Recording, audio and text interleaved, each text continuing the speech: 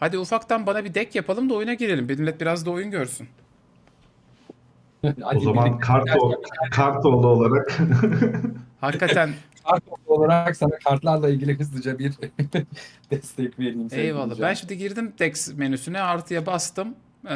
Burada şu anda açık olan İngiliz, Alman ve Amerika orduları var gördüğüm kadarıyla.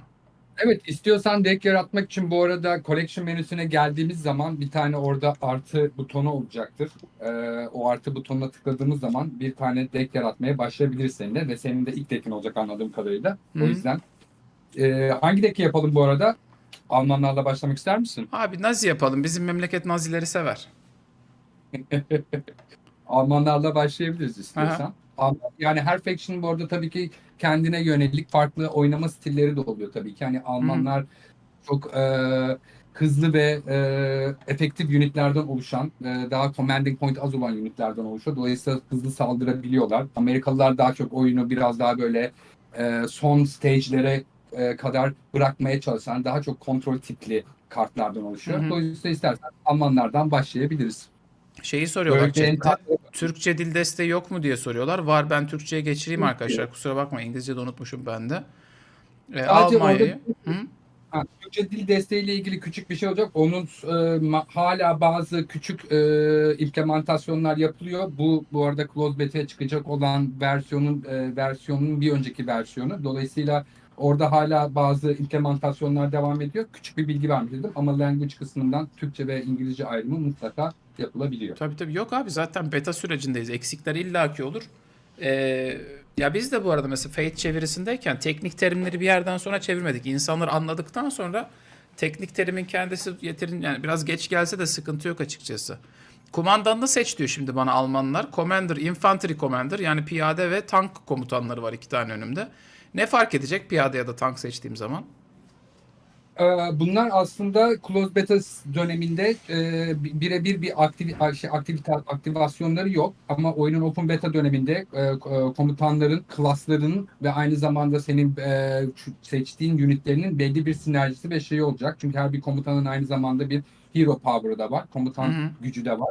Dolayısıyla hani tank commander'ını seçip de tank bazlı bir deck yaratmak belki de senin işine gelebilir. Tabii ki araya farklı unitleri de koyman gerekebilir. Ben bir Tamamıyla aslında yaratmak istediğin strateji ve nasıl bir stilde oyunu oynamak istiyorsan ona göre bir ben seçtim şey abi. Tank komutanını seçtim. tabii ki.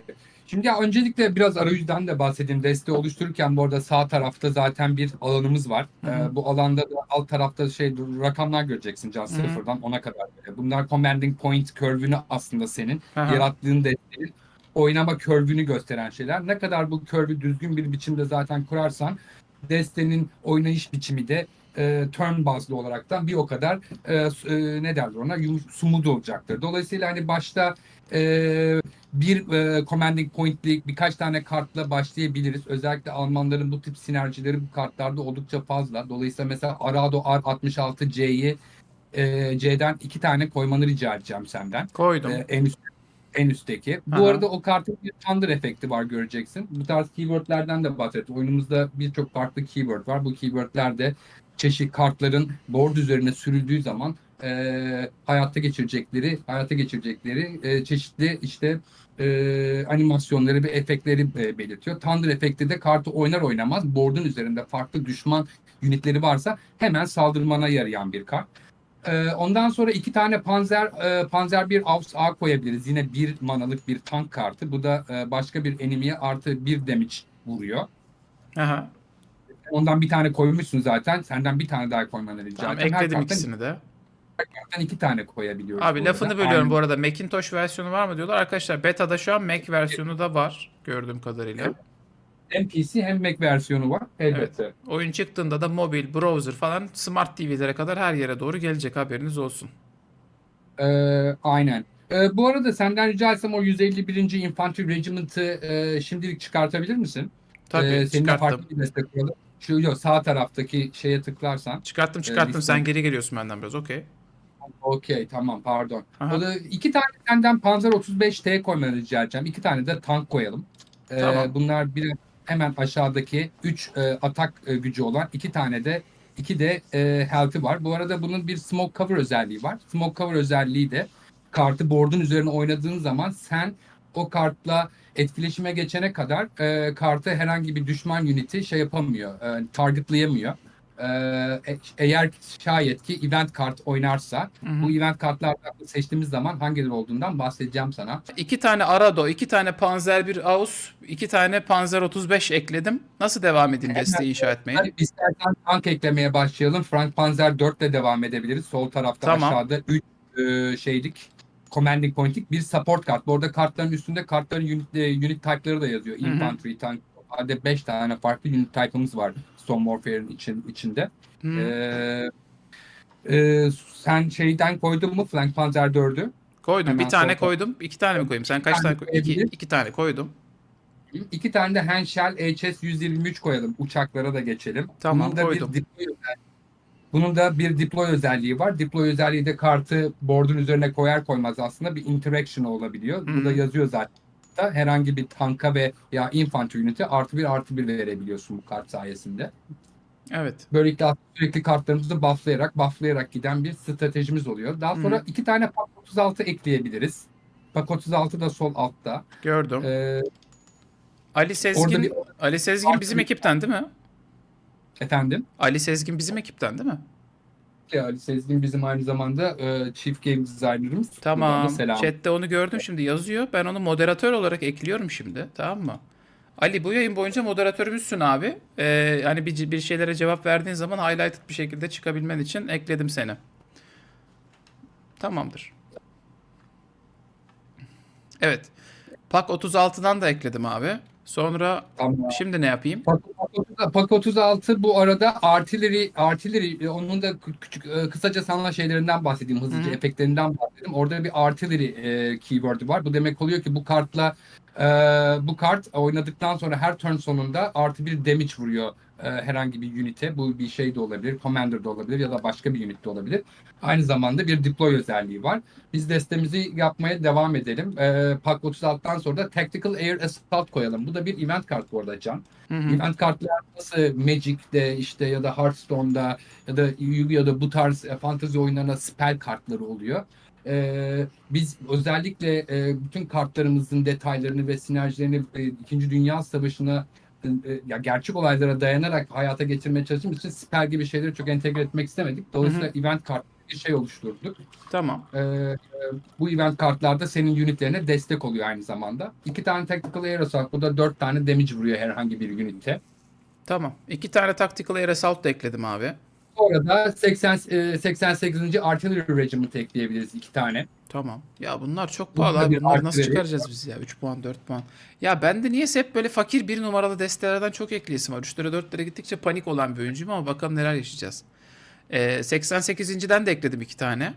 Aynen. Sonra bir tane daha event kart ekleyelim istiyorsan. Encirclement Operation var. Bu oldukça güçlü bir kart. Destroy an enemy unit. Oo, çok iyi valla. Bu belki de şey yapamadığımız, o sıra elimizdeki unit kartlarda cevap veremediğimiz bir durum söz konusu olduğu zaman ve elimizde Encirclement Operation event kartı varsa gerçekten hayat kurtarabiliyor. Hı hı. Daha sonra en sevdiğim benim 2. Dünya Savaşı uçaklarından biri olan Ju-87 Austuka'dan bence mutlaka koymalıyız dekimize. Bir tane mi, Bunun 2 da tane mi? 2 tane koyalım çünkü hem infanteriye 2+2 vuruyor hem de tanklara +2 vuruyor. Oldukça da Stukalar, commanding stukalar da şey değil mi abi? Bu sesleri o kadar meşhur ki yani böyle millet hakikaten Evet. 2. Dünya Savaşı bittikten sonra aa Stuka motorunu yerinde yiyeceksin falan diye Stuka öldüler Orada senelerce.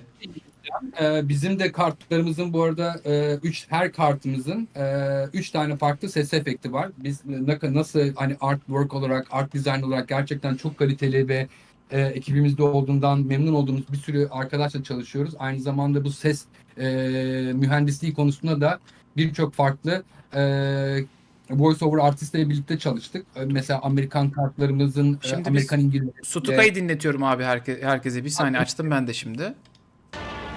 Target in position. Ha bunların bu çığlık atarak dalma sesleri var değil mi meşhur? Dur bir Bu dakika. sesler de gerçek sesleri bu arada bu tarz uçakların ve unitlerin.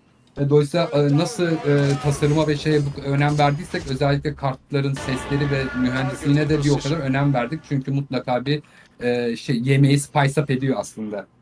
Vallahi elinize sağlık. Çünkü bu detaylar işte uzun vadede insanların yani en azından İkinci Dünya Savaşı gibi böyle çok tarihsel olarak kaydedilmiş eventlerde millet bu tarz konularda çok hassas. Ben şeyde bile görmüştüm onu. Dunkirk filmi izleniyor mesela. "Ay, olmamış işte Stuka'nın sesi tam doğru değil" falan diyor. Veyahut da böyle bir de çok çok fazla oyun var ya bu dünyada. Millet şeyin seslerine alışkın yani. Tüfek Aklıma bir sesi, şey geldi savaş orada. sesi millet biliyor bunları yani. Evet, evet, biz bundan işte Çağlar da söyledi zaten, hani 8-9 ay önce bütün bu şeylerin planlamasına başladık. Bu kartları vesaire tasarlarken çeşitli zamanlarda işte ilk başlarda Twitter'dan da bazı paylaşımlar yapıyorduk. İki tane İkinci Dünya Savaşı herhalde en az bizim kadar delisi olan birisi, "Ya bu kartta şöyle bir yanlışlık var, bu kart böyle bir şey değil" gibi bir yorumda bulundu. Dolayısıyla orada zaten biz de hepimiz anlamıştık yani bu tarz konu, yani İkinci Dünya Hı hı. Savaşı delileri gerçekten her bir noktaya, her bir detaya önem gösteriyor. Biz de ona göre zaten bir aksiyon planı içerisinde oyunu geliştirmeye devam Peki. Ha, ediyoruz. şimdi abi ben 2 tane Stuka koydum. Sen biraz bana hadi pat pat pat söyle artık bir oyuna girelim abi. Hemen Biz hepsini anlatma şimdi. en sevdiğim kartlardan koyalım. Tasarımını da çok seviyorum bu arada. Screaming Birds of Prey. Bir tane mi 2 tane mi? 2 tane koyalım ondan, çünkü board clear anlamında bize çok destek olacak. Koydum. Onun da açıklaması, bütün enemy düşman boarduna 2 damage vuruyor Hı hı. zaten. Ondan sonra bir de kart çekme şeyimiz olmalı mutlaka. Dolayısıyla Storm Pioneer Battalion 178'den 2 tane koyabilirsin. Hemen Tamam. yanında o. Ondan sonra da şeyden devam edelim istiyorsan. 115. Panzer Grenadier Regiment Hı var. hı. Bu da bir Fortress ve Final Stand özelliği var. Bundan da bahsedeyim. Fortress özelliği senin diğer unitlerini koruyor. Ve Final Stand'de kartın canı sıfıra indikten sonra bir canla tekrardan hayata gelmesini sağlıyor Hı hı. aslında. Son 2-3 kartımız Henschel HS-129 koydum, bir aircraft. Bu da Tamam. 5 commanding point'li bir aircraft'ımız. Koydum. Son iki kartımız da istersen Panzer 3 Ausf olsun Tamam. ve bir tane de 9 şeylik manalık diyorum, commanding point'lik 921. Grenadier Regiment seçelim. 8'e 8'lik bir kart bu da. Oh 30'u maşallah. tamamlamış olmamız gerekiyor sanırım bu Abi yok, vesileyle. 3 tane bir şeyden ben eksik koydum. Neyi eksik koydum? Bak, Encirclement operasyondan bir tane koydum.